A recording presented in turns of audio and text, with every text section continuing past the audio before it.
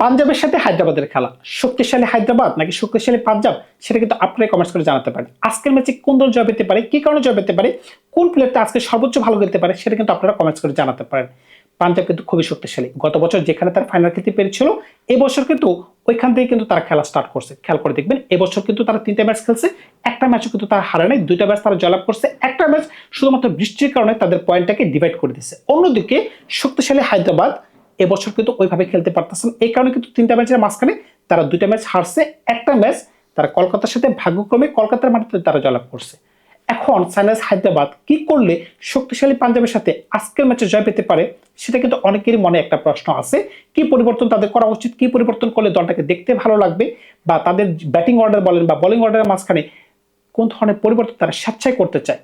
খেয়াল করে দেখেন, প্রথম ম্যাচ যখন তারা আরসিবির সাথে খেলতে নামলো, তারা কিন্তু নিজের পায়ে নিজেরা কোরান মারছে। তাদের দলে কিন্তু ব্যাটিং কিন্তু খুবই ভালো, কিন্তু তাদের ব্যাটসম্যানরা খেলতে পারতেছে না ইচ্ছা করে। যখন জ্যাকব ডাফি তাদেরকে বুক বরাবর বল দিচ্ছিল যে তোমরা আমাকে পুল শট মারো, প্রত্যেকটা ব্যাটসম্যান কিন্তু পুল শট মারতে গেছে, কিন্তু প্রত্যেকটা ব্যাটসম্যান কিন্তু ক্যাচ দিয়ে আউট হয়ে গেছে। যখন একজন ব্যাটসম্যান পুল শট মারতে গেলেন, যখন তিনি আউট হয়ে গেলেন, তখন তো বাকি দুজন ব্যাটসম্যানের মাঝখানে একটু ভয় থাকা উচিত ছিল যে না, এই পিচে এই ধরনের বলগুলোকে এইভাবে মারা যাবে না। আপনি খেয়াল করে দেখেন, যখন অভিষেক শর্মা এই বলে আউট হয়ে গেলেন, এরপরের বলে বা পরের ওভারে ট্রাভেসির আউট হয়ে গেলেন। বেশ ভালো কথা, ট্রাভেসিরা আউট হয়ে গেছেন, কিন্তু এর পরের ওভারে কিংবা এর পরের ওভারে নীতিশ কুমার রেড্ডি সেম বলে সেম ভুলে আপনি একই শট মারতে গেলেন, আপনি আউট হয়ে গেলেন। একটা প্লেয়ারও কিন্তু ভুল থেকে শিক্ষা নিতে চায় না যে এই পিচে এই ধরনের বলগুলোকে মারা যাবে না। আপনাকে যদি আরেকটা উদাহরণ দিই, লাক্নো সুপার জায়ান্টসের বিপক্ষে যখন তারা খেলতে নামলো, মোহাম্মদ শামি তাদেরকে স্লো বল দিয়ে আউট করে ফেলছে। মোহাম্মদ শামির রেগুলার বল কত 142, 144, 140, কিন্তু ওই দিন তিনি 118, 120 এই গতিতে বল দিচ্ছেন। আপনি ট্রাভেসেট বলেন, অভিষেক শর্মা বলেন, তারা কিন্তু আগে ব্যাট চালাই ফেলছেন, ইজি ক্যাচ দিয়ে বসে আছেন ভাই। এখন আপনাদের প্রতি যদি বলাররা এত ধরনের কনফিডেন্ট থাকে যে আপনাদেরকে এই ধরনের বল দিলে আপনারা কোনোভাবেই খেলতে পারবেন না, তাহলে তো আপনাদের তো খেলা ছেড়ে দেওয়া উচিত। আপনারা দলে কি নিছেন, আপনারা দলে একটা পরিবর্তন করছেন, মেজর একটা পরিবর্তন, যে আপনাদের ব্যাটিং অর্ডারটাকে আরেকটু শক্ত করা দরকার। আপনারা কি করছেন, লাইম লিভিংস্টোনকে নিছেন। কি কারণে নিছেন, 4 ছক্কা মারার জন্য নিছেন। ভাই আপনাদের দলে কি 4 ছক্কা মারার ব্যাটসম্যান কম আছে? আপনি খেয়াল করে দেখেন, Abhishek Sharma, Ishan Kishan, Travis Head, Heinrich Klaasen, Aniket Verma, Nitish Kumar Reddy, এই ধরনের তুরুপের টাচ থাকার পরেও আপনাদের দলে আরো মারাত্মক ব্যাটসম্যান প্রয়োজন, যে কিনা ইন্টারন্যাশনাল ফরম্যাট থেকে সন্ন্যাস নিয়ে নিছেন কিংবা তাকে দল থেকে ছেড়ে ফেলা দেওয়া হয়েছে। আপনি ওই ধরনের ব্যাটসম্যানকে দলে নিচ্ছেন, কিন্তু বেঞ্চে যিনি বসে আছেন কামিন্ডো মেন্ডিস, যে কিনা শ্রীলঙ্কাকে 3 ফরম্যাটে রিপ্রেজেন্ট করে, তিনি ডানাতে বল করতে পারতেছেন, বামাতে বল করতে পারতেছেন, এমনকি বামাতে এলিগেন্ট ব্যাটসম্যান, আপনারা তাকে বেঞ্চে বসে রাখছেন। ভাই দলতে এমন ব্যাটসম্যানের প্রয়োজন হয় যেখানে ধৈর্য খেলতে পারে, আপনাদের ওই ধরনের ব্যাটসম্যানের কোনো প্রয়োজন নাই। আপনি যদি আপনার দলে বলারগুলোকে দেখেন, একটা বলারও ফর্মে নাই। বিদেশি বলারের কথা যদি আগে বলি, ডুয়েন পেন, কি কারণে তাকে কিনছেন আমি বুঝতে পারি না। প্রথম ওভারে তিনি 25 খাচ্ছেন, 2 দিন তিনি খেলছেন, প্রথম ওভারে 25, এটা কোনো কথা হলো ভাই? খেলা মোমেন্টামই নষ্ট হয়ে যাচ্ছে। 2 ওভারে 30-40 রান খাচ্ছেন, বুঝতে পারতেছে না।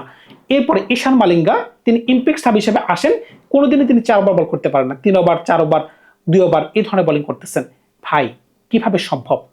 আপনার দলের দেশি বলার জয়দেব ওনাদকার, এমনকি হার্ষাল প্যাটেল, তারা কোন মাপের বলার সেটা আমি বুঝতে পারি না, যে কিনা 125 থেকে 130 বল করতে তাদের কুতাইতে হয়, এই পরিমাণ এফোর্ট তাদেরকে দিতে হয়। মানে গায়ের সব জোর দিলেও তাদের বল 130-এর উপর যাচ্ছে না। তারা হচ্ছেন দলের প্রিমিয়াম বলার, আপনি কিভাবে জয়লাভ করবেন? প্যাট কামিন্স ইনজুরি কবলে পড়ে আছেন। এখন এর জন্য ঈশান কিষান ক্যাপ্টেন্সি করতেছেন, কিন্তু তার ক্যাপ্টেন্সি দেখলে আমার হাসি পায় যে উনি কোন ধরনের ক্যাপ্টেন্সি করতেছেন, কিভাবে বল রোটেশন করতেছেন, হাসি পায় ভাই। ক্যাপ্টেন্সি মেটেরিয়াল সবার মাঝখানে থাকে না, তাহলে মহেন্দ্র সিং ধোনি সবাই হতে পারতো ভাই। ধোনি কেন এতটা জনপ্রিয়, কেন সিএসকে এখনো তাকে চায়? কারণটা কি, তার মাঝখানে যে ধরনের জ্ঞান বুদ্ধি আছে, যেভাবে তিনি বল রোটেশন করতে পারেন, যেভাবে খেলাটাকে চালা নিতে পারেন, এর জন্য কিন্তু প্যাট কামিন্সকে এত পরিমাণ টাকা দিয়ে সানরাইজ শুধুমাত্র ক্যাপ্টেন্সি করার জন্য কিন্তু রাখছেন। তিনি কি এতই ভালো বলার? মোটেই না। কিন্তু এই দলটাকে উন্নত করার জন্য কিছু পরিবর্তন বাঞ্ছিল, যেমন আজকের ম্যাচে অবশ্যই যেন কামিন্ডো মেন্ডিসকে খেলানো হয়, কার জায়গায় লায়াম লিভিংস্টোনকে যেন বসায় দেওয়া হয়। দলে এত বিস্ফোরক ব্যাটসম্যানের প্রয়োজন নাই ভাই, কারণ আপনাদের দলে অসংখ্য আছে। আপনাদের দলটাকে ব্যালেন্স করার জন্য এমন একজন বলার দরকার, ব্যাটসম্যান দরকার, যেখানে একটু ধরে সে খেলতে পারবে। এছাড়া আপনি তেমন কোনো পরিবর্তন করতে পারবেন না। আপনাদের বেঞ্চে এমন কোনো বলার বসা নাই যে আপনি টান দিয়ে নিয়ে আসবেন, বা ওই ধরনের কোনো, আপনি সর্বোচ্চ কি করতে পারবেন, ব্র্যান্ডন কার্সকে আপনি খেলাতে পারবেন, কার জায়গায়, ঈশান মালিঙ্গার জায়গায়। এছাড়া তেমন কোনো পরিবর্তন আপনি করতে পারতেছেন না। শুধুমাত্র ইন্টেন্টের পরিবর্তন করতে হবে। ইন্টেন্ট কোনটা? দেখবো বল, মারবো বল, কিন্তু ভালো বল ছেড়ে দিব, ভালো বলকে সম্মান করব, উপরের দিকে একটা পার্টনারশিপ করার চেষ্টা করবো। প্রথম 6 ওভারের মাঝখানে আমরা উইকেট ফালাবো না, এরপরে আমরা মারবো। কিন্তু আপনি যদি প্রথম বল থেকে 4 মারার চেষ্টা করেন, কিন্তু নিচের দিকে যেহেতু আপনাদের বোলিংটা খুবই দুর্বল, যখন বোলিং এর প্রসঙ্গ আসলে আপনি একবার খেয়াল করে দেখেন পাঞ্জাব কেন শক্তিশালী। পাঞ্জাবের ব্যাটিং তো অবশ্যই ভালো, আপনি খেয়াল করে দেখেন পাঞ্জাবের কোন ধরনের ব্যাটসম্যানকে আজকে সানরাইজ হায়দ্রাবাদ ভয় পাচ্ছে। প্রিয়াঙ্ক আয়ার, প্রভসিমরন সিং, নেহাল বেদরা, শশাঙ্ক সিং, তারা কিন্তু সবাই আন্ডারকেপ। আন্ডারকেপ মানে কি, তারা এখনো কিন্তু জাতীয় দলের স্বাদ পায় না, জাতীয় দলের জার্সি কিন্তু তারা এখনো পায় নাই, কিন্তু সানরাইজ হায়দ্রাবাদ দেখবেন যে আজকে তাদেরকে ভয় পাচ্ছে। সেই সাথে এই 4 জন ব্যাটসম্যানের সাথে যখন শ্রেয়াস আয়ার 25 বলে 50 করতে পারতেছেন, 13 বলে 30 করতে পারতেছেন, এই ধরনের প্লেয়ার যখন যুক্ত হয়ে যাচ্ছেন, এমনকি কপার কোহলি প্রথম ম্যাচে দেখাই দিচ্ছেন যে তিনি কেন বিশ্বসেরা ব্যাটসম্যান অদূর ভবিষ্যতে হইতে পারেন, কারণ কি তিনি ধরে সয়ে খেলতে পারেন, তিনি 100 মিটার উপর ছক্কা মারতে পারতেছেন। এই ধরনের ব্যাটসম্যান তাদের দলে আছে। এমনকি যখন বোলিং এর প্রসঙ্গে আসবেন, এই দলটা কেন শক্তিশালী আরো প্রমাণ পেয়ে যাবেন। আর্শদীপ সিং, তিনি ভালো বোলিং করতে পারতেছেন, তিনি ভারতের জন্য হয়ে ভালো বোলিং করতে পারতেছেন, এমনকি এই দলের জন্য ভালো বোলিং করতে পারতেছেন। মার্ক উইলিয়ামস, এই ব্যাটসম্যানটা বা এই অলরাউন্ডারটা যে কিনা সাউথ আফ্রিকার হয়ে 7 নম্বরে নামে, এই দলটা তাকে বাধ্য হয়ে 8 নম্বরে নামতে হচ্ছে, কারণ কি উপরে স্লট খালি নাই। 6 ফুট 8 ইঞ্চি লম্বা, তিনি যেই দ্রুত গতিতে বল করতে পারতেছেন, যেভাবে তিনি সুইং করতে পারতেছেন, এটা একটা দলের জন্য একটা প্লাস পয়েন্ট হয়ে যাচ্ছে।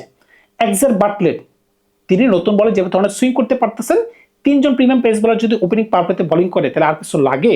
এরপরে বিজয় কুমার বৈশাখ আরেকজন পেস বোলার আছেন, তিনি দুর্দান্ত বল করতে পারতেছেন। আমরা গত সিজনও দেখছি তিনি ভালো বল করতে পারছেন, এমনকি এই সিজনও তিনি ভালো বল করতে পারতেছেন। এইগুলা কিন্তু দলের জন্য শক্তি। চালের কথা কি ভুলে গেছেন আপনারা?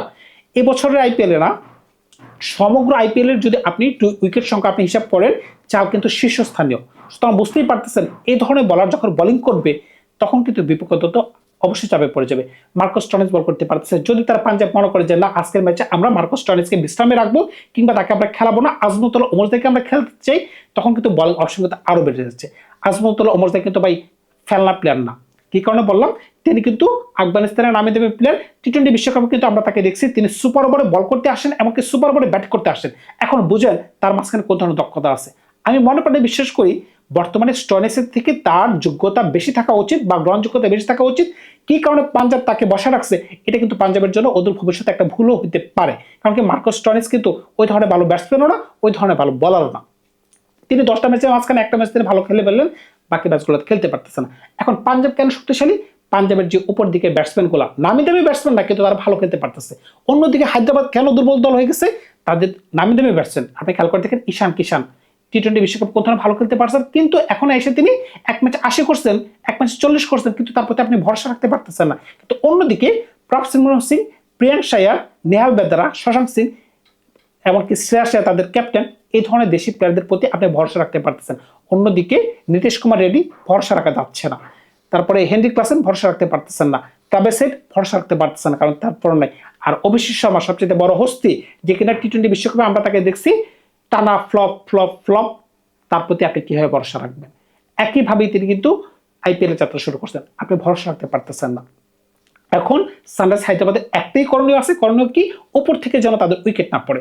পাওয়ার প্লেতে আমরা উইকেট দিব না, পাওয়ার প্লেতে আমরা উইকেট নিব না, এখন নিতে পারবো না হচ্ছে সেটা হচ্ছে কথা। কারণটা কি? আপনার যে ধরনের বোলিং, হার্ষেল প্যাটেল, জয়দেব উনাদকার, তার কি উইকেট নিতে পারবে কিনা, এ প্রশ্ন উত্তর কিন্তু আমার কাছে নাই।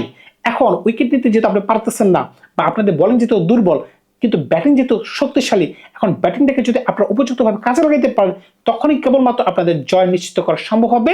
এছাড়া আপনি এই শক্তিশালী পাঞ্জাবের বিপক্ষে কখনোই আপনি জয় পেতে পারবেন না। এটা যদি আপনি 10 জন বাচ্চা ছেলে করে প্রশ্ন করেন যে আজকের ম্যাচে কে ফেভারিট, সবাই কিন্তু বলবে পাঞ্জাব ফেভারিট। কারণ কি? পাঞ্জাবের ব্যাটিং ভালো, পাঞ্জাবের বোলিং ভালো, পাঞ্জাব একটা ব্যালেন্স টিম। অন্যদিকে আপনাদের ব্যাটিং নড়বড়ে, আপনাদের বোলিং নেই, আপনারা কি নিয়ে যুদ্ধ করতে আসছেন? আপনারা যুদ্ধ করতে আসছেন, আপনাদের হাতে কোনো অস্ত্র নাই। অস্ত্র আছে কিন্তু অস্ত্র প্রয়োগ আপনারা ভুলে গেছেন। আপনারা ভুলে গেছেন ট্রাভিসের কিভাবে ব্যাট করতে হয়, আপনি ভুলে গেছেন ঈশান কিষান কিভাবে দল সাজাতে হয়, আপনি ভুলে গেছেন অভিষেক শর্মা কিভাবে আপনি একটা সময় বিশ্বের 1 নম্বর ব্যাটসম্যান হয়েছেন, আপনি এখন নড়বড়ে অবস্থানে আছেন। এছাড়া বোলিং ডিপার্টমেন্টে ওই ধরনের পরিবর্তন আপনি আশা করতে পারেন না, কারণ থেকে ওই ধরনের পরিবর্তন আপনাদের কাছে নাই। শিবম মাবি নামে একজন বলার আছে, সর্বোচ্চ আপনি ইচ্ছা করলে শিবম মাবিকে আপনি দলে ঢুকাইতে পারতেছেন, কার পরিবর্তে সেটা আমি বলতে পারতেছি না।